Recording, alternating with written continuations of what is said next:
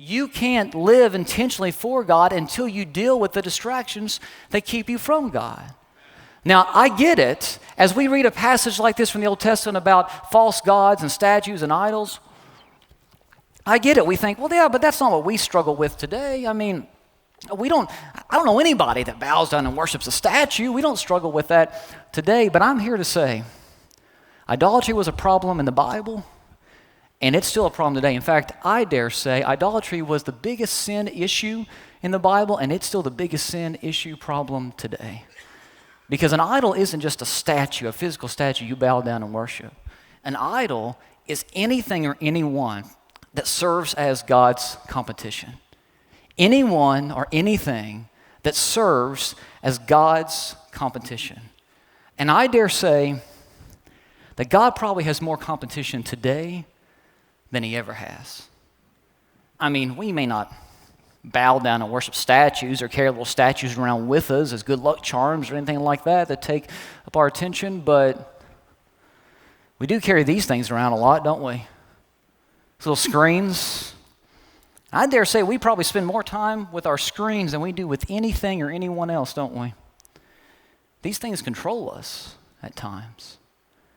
Oh, we may not worship mythical creatures or warriors or demigods, but we sure do idolize celebrities and athletes, even political figures, musicians.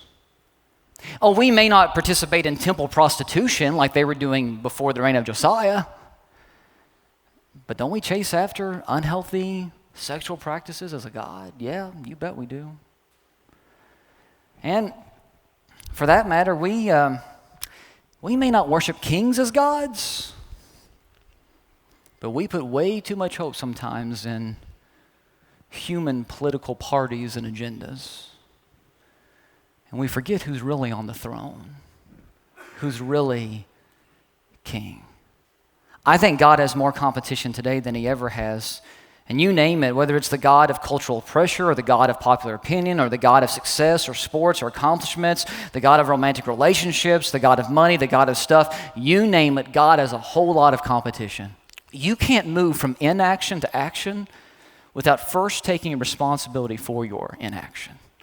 So you can't move out of that gap that exists between intention, good intentions, and action unless you realize why you're living in that gap.